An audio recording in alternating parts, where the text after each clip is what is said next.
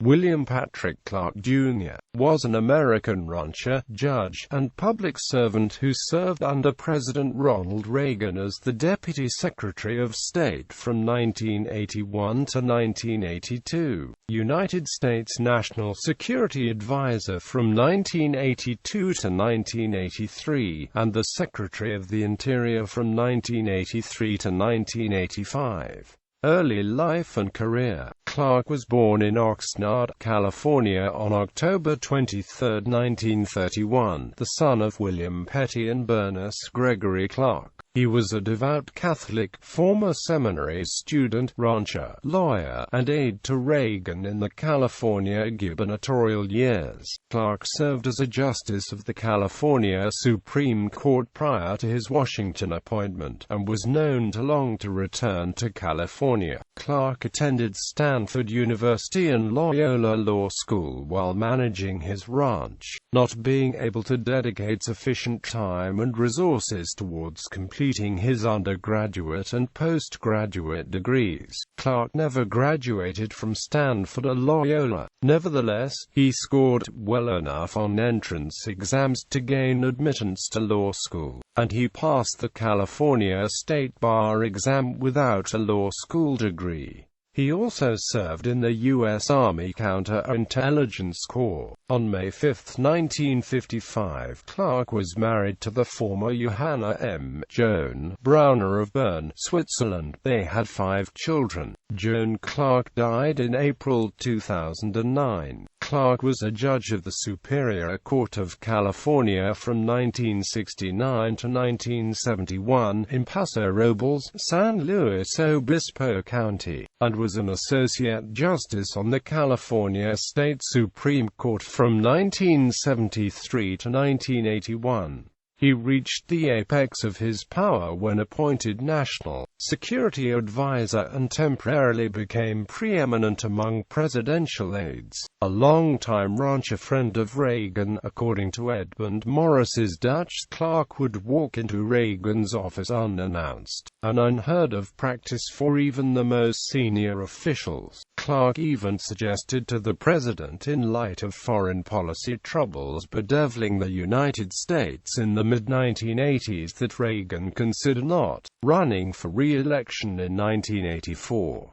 By that time, however, George Shultz had surpassed Clark in influence, and Reagan apparently gave Clark's suggestion no thought. His biographers credit him with convincing Reagan that the Soviet Union could be pushed to the edge of collapse. The strategy was opposed by Secretary of State George Shultz, among others, leading to rancor in the White House. Morris writes in his admitted semi-fictionalized narrative biography that Clark resigned in late 1983 when he tired of the unceasing hostility of Diva, Shultz, and Nancy Reagan. Morris described Clark as the only man who ever got within a furlong of intimacy with the notoriously distant Reagan, and his ability to relate to Reagan inspired jealousy. At the same time, the Clark's taciturn nature made him unlikely to build allies. A differing PBS account quotes Mike Diva via his book, Nancy, pg. 48. Staff might have resented my closeness with Nancy, but to my knowledge, it was never a problem. Bill Clark and Ed Meese, then the Legal Affairs Counsel, were happy to have me working closely with Nancy because that freed them up to concentrate on policy and appointments. Often, too, they would use me as backdoor to the First Lady to get her input. The PBS Role of a Lifetime URL also lists some support of a conflict with George Shultz. I knew that I would have to insist on dealing directly with the president.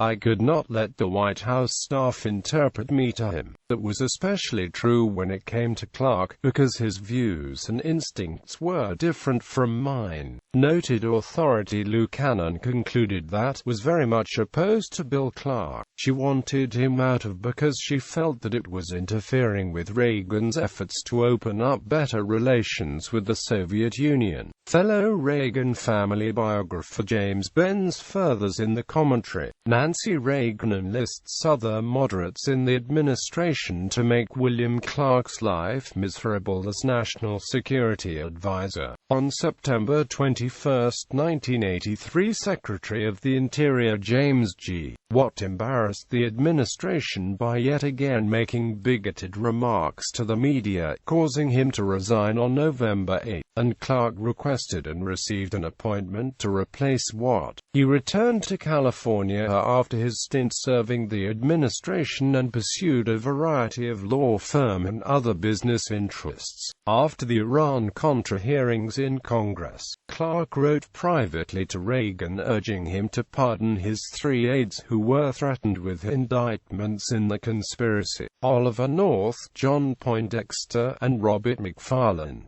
Under President George H. W. Bush, Clark also orchestrated the lobbying campaign to obtain a pardon for his friend Caspar Weinberger. In July 2011, Clark became a member of the United States Energy Security Council, which seeks to diminish oil's monopoly over the United States transportation sector and is sponsored by the Institute for the Analysis of Global Security. Death. Clark lived near the rural community of Shandon, California, where he built a small chapel in the hills of his ranch. Clark died, a complication from Parkinson's disease, at his home in Shandon on August 10, 2013, at age 81. He is interred at the Shandon Cemetery in Shandon, California. Observations on national and international relations. As National Security Advisor for Ronald Reagan, Clark frequently consulted with and visited with the 3 living former presidents, Richard Nixon, Jimmy Carter, and Gerald Ford, leaving a briefing book with them on subjects important to them. For Nixon, it was on East-West relations including the Soviet Union; for Carter, the Middle East; and for Ford, domestic matters. Consulting with predecessors in the White House and in the cabinets of either party was important to Clark's and therefore Reagan's success. While I did not always agree with Henry Kissinger's views on national security, I had a close relationship with him and would take his call any time of the day or night, Clark said, recognizing that the Reagan administration was serving at the height of the Cold War. I would get his opinions as well as other predecessors in national security at the Pentagon, State Department, and, of course, the White House. Clark was dismayed at the tones of early 21st century politics in the United States. There was a lack of contentiousness between the 2 political parties that I'm afraid does not exist today. Clark said, "That's one of my worries about making government work. There seems to be far less camaraderie now than we've known in the past." Books. His biography, The Judge, William P. Clark, Ronald Reagan's Top Hand, written by Paul Kengor and Patricia Clark-Erner, was published in 2007 by Ignatius Press.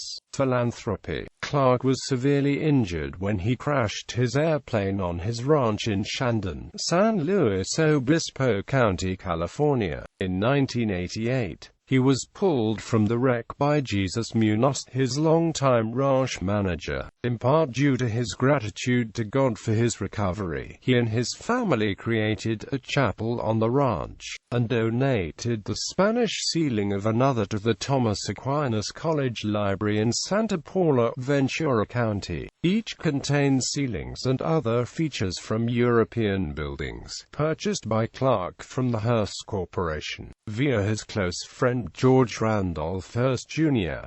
The chapel in Shandon, known locally as Chapel Hill, is open to the public. The auditorium at Villanova Preparatory School in Ojai, California, was named in honor of Judge Clark, as a distinguished alumnus and in recognition of his gifts to the school.